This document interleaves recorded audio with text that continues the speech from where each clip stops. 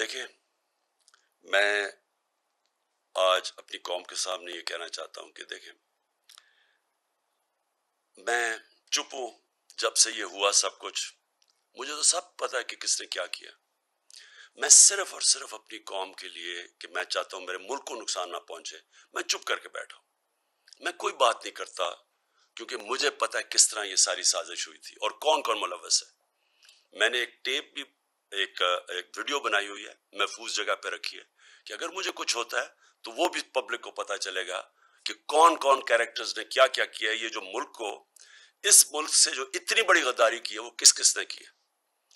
لیکن اگر اسی طرح ہمیں دیوار کے ساتھ لگا دیا گیا اور اسی طرح یہ ہراساں کیا گیا تو میں مجبور ہوں گا، پھر میں بولوں گا، میں پھر سب کچھ قوم کے سامنے رکھ دوں گا کہ کیا ہوا.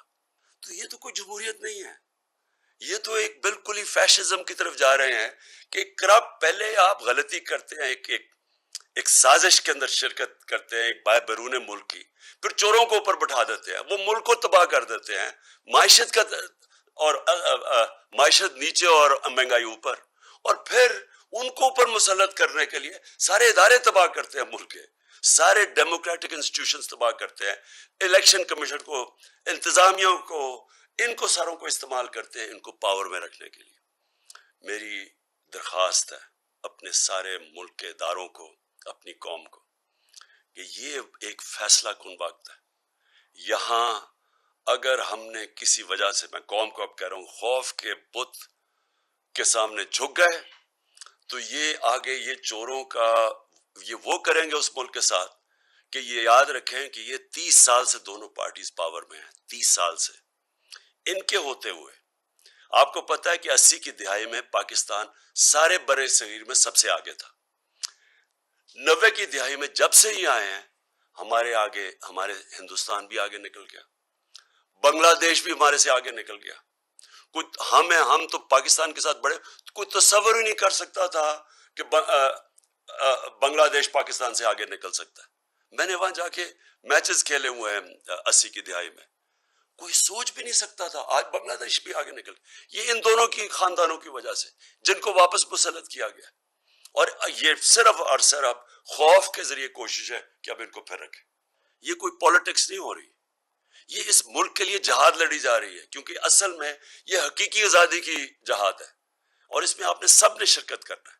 یہ نہیں ہو سکتا کہ آج سارے لوگوں کے اوپر جو ملک جہاد لڑ رہے ہیں قانون کی بالادستی کے لیے اور اس ملک میں اداروں کو مضبوط کرنے کے لیے، جمہوریت کے لیے، ان کے اوپر ایف آئی آرز ہو جائیں.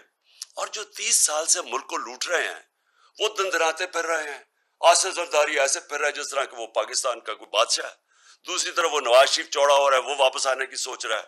وہ اسحاق ڈار جو کہ ملک سے باہر بھاگا ہوا تھا، جس کا ایفیڈیوٹ بھی ہے حدائبہ پیپر مل میں، وہ تیاری کر رہا ہے واپس آنے کی.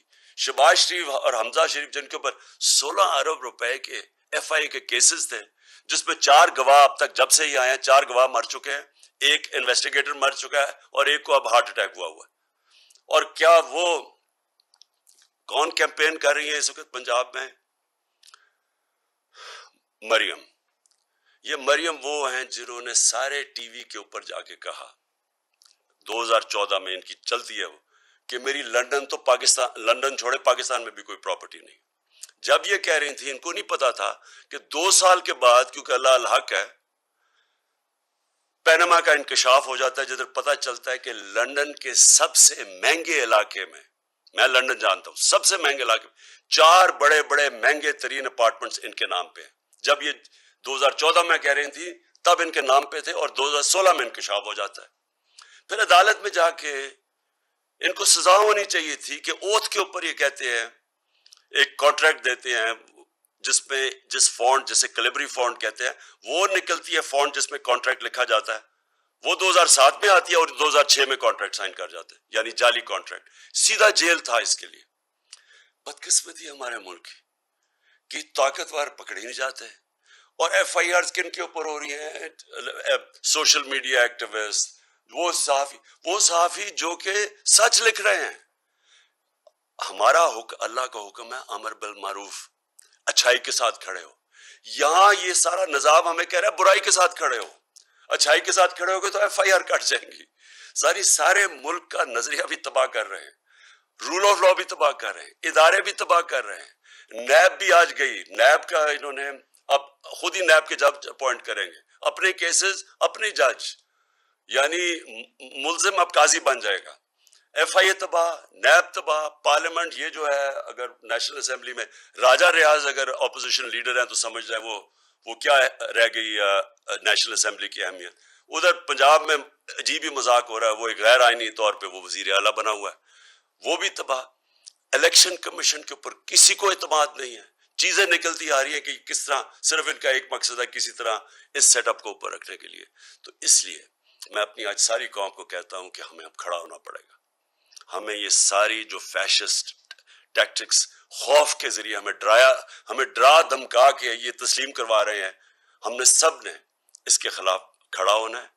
اور سب سے پہلے ہم نے یہ جو 20 بائی الیکشنز ہیں پنجاب میں, انشاءاللہ ان کے اندر ہم نے ان کو دھاندلی کے باوجود شکست دے کے, اور انشاءاللہ اس کے بعد ہمارا جو ایک ہی طریقہ پاکستان کو اس مشکل وقت سے نکالنے کا وہ ہے صاف اور شفاف الیکشنز.